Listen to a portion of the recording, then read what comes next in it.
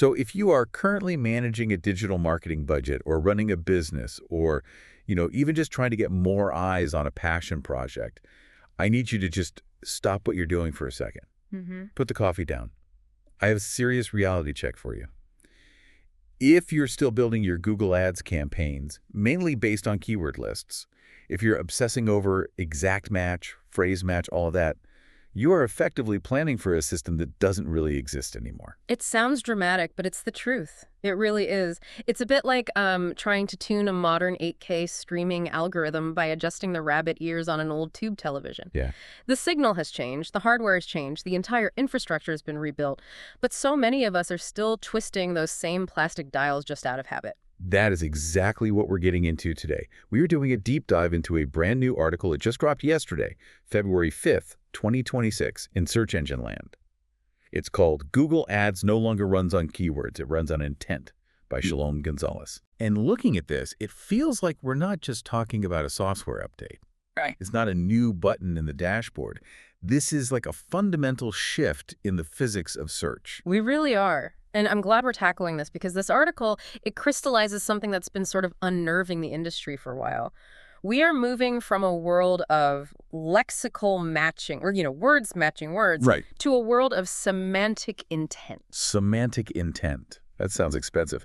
But before we get into the weeds, I have to play devil's advocate here for a second. I'll go for it. People have been saying keywords are dead for like 10 years.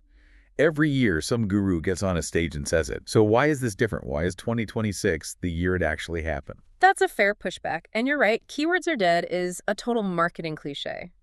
But here's the difference. In the past, Google wanted to move away from keywords, but the tech wasn't quite there. The keyword was still the best proxy for what you wanted. But now, in 2026, with the integration of large language models directly into the core ranking algorithm, what we're calling AI mode, the keyword is no longer the trigger. The auction mechanism itself has changed. It's not triggered by the string of text you type. It's triggered by what? It's triggered by the prediction of what you want to achieve. Okay, so the muscle memory that every PPC manager has, pull a list, group the terms, set the bids, that's actually a liability now. It can be. Yeah, if you rely on that structure alone, you're actually restricting the AI. You're giving it a map of a city that's been paved over. You're trying to navigate using landmarks that just aren't there anymore. Let's unpack how the search behavior has changed first. The article talks about how in 2026, we are effectively in AI mode. What does that actually look like for a user? Right. Just think about your own behavior. 5 years ago, search was a library lookup. You typed running shoes, you got 10 blue links, you clicked one, you left. Today, it's a conversation. You ask a question, you get an answer. You ask a follow-up, you refine, show me running shoes for flat feet, and then, okay, which of these are under $100? And then, do they have red ones? It's a dialogue. It just flows. Exactly. And because it's a dialogue, the system under the hood has to work differently. And this brings us to a concept Gonzalez explains called query fan out. Query fan out. I highlighted this 3 times in my notes. It sounds like a military tactic. Yeah. What is actually happening here? It's actually fascinating engineering. When you ask a complex question, like, say, plan a 3-day itinerary for Tokyo with kids, the AI doesn't just look for a blog post with that exact title. Right. It fans out. It breaks your query down into these subcomponent searches. It runs a search for Tokyo kid-friendly hotels, another for Tokyo Transit with strollers, another for Disney Tokyo tickets, and maybe, another for family restaurants in Shinjuku. So it's acting like a general contractor. It's hiring 10 subcontractors to go fetch info, and then it assembles it all for you. That is a perfect analogy. It's the general contractor of information. And here is the kicker for advertisers. The ad auction.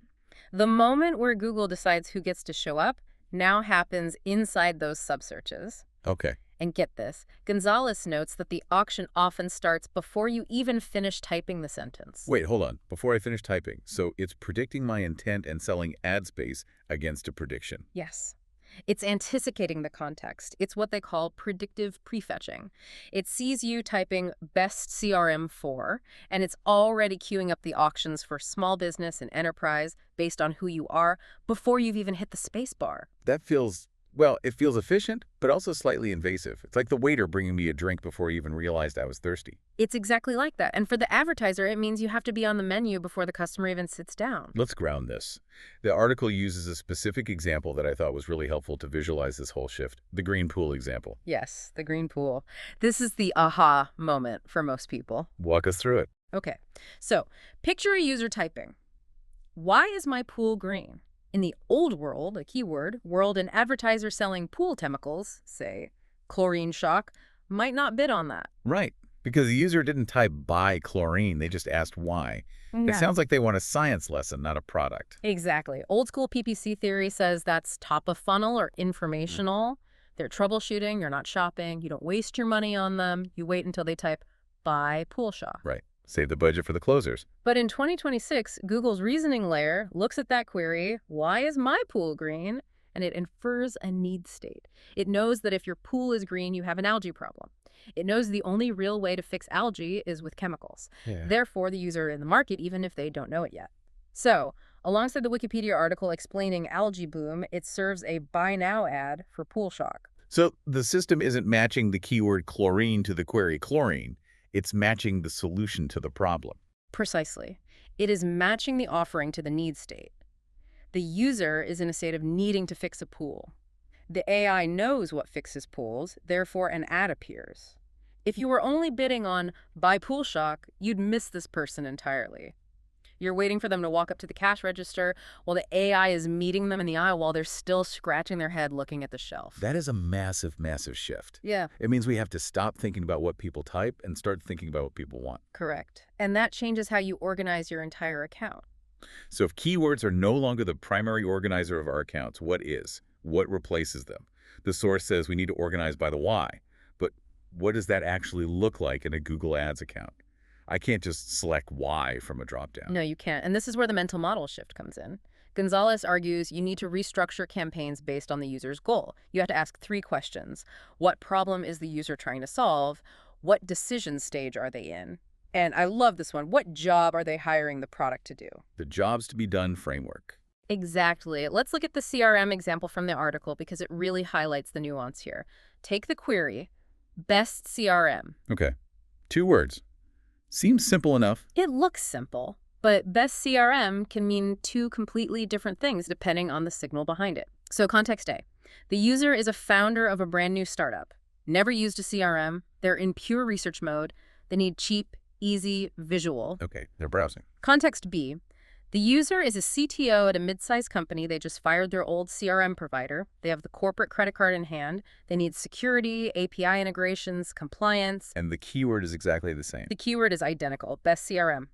But the AI can tell the difference based on all those invisible signals, their browsing history, the other tabs they have open. Maybe they just came from a comparison site. So the AI knows the difference. How do I, as the advertiser, tell Google, hey, I want the CTO, not the startup founder? Well, you can't just bid on the keyword best CRM anymore. You have to create 2 different intent buckets or maybe asset groups. One group speaks to efficiency and price. That's for the startup guy. The other one speaks to power and security for the CTO. And you let the AI route the traffic based on that back-end signal. So instead of grouping by exact match and phrase match, I'm grouping by research intent versus purchase intent. That is the strategy. You are segmenting by psychological state, not by vocabulary. Okay, I buy the philosophy. It sounds smart. But I'm imagining the listener sitting at their desk, they open up Google Ads, and they're thinking, okay, but what buttons do I actually push? This brings us to the tactical part. The article talks about campaign eligibility. This sounded a bit like a velvet rope at a club. It is a velvet rope. This is the pay-to-play reality of 2026. If you want your ads to show up inside those AI overviews, that summary box at the top that answers the question directly. The prime real estate, the stuff everyone sees first. The only real estate that matters for some queries. If you want to be there, you generally cannot use exact match keywords. You have to use broad match, performance max, or the new AI max for search campaigns. Whoa, stop right there. Broad match. I feel like I can hear advertisers screaming at their speakers right now. Broad match has historically been the waste my money button. It has. It matches apple to banana because they're both fruit.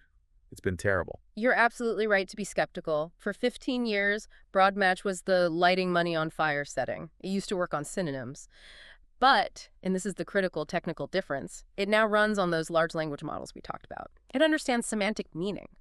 It's the only match type that gives the AI enough leash to find those green pool connections. So if I use exact match, if I tell Google, only show my ad when someone types exactly pool chlorine, Yeah. what happens? You effectively opt out of the AI conversation. You'll still show up, but only for the old school transactional searches. You'll appear above or below the AI summary, but you won't be in the answer. Gonzalez is very clear on this. Exact match is now primarily for brand defense, protecting your own company name, and for very specific, high-intent sniper shots.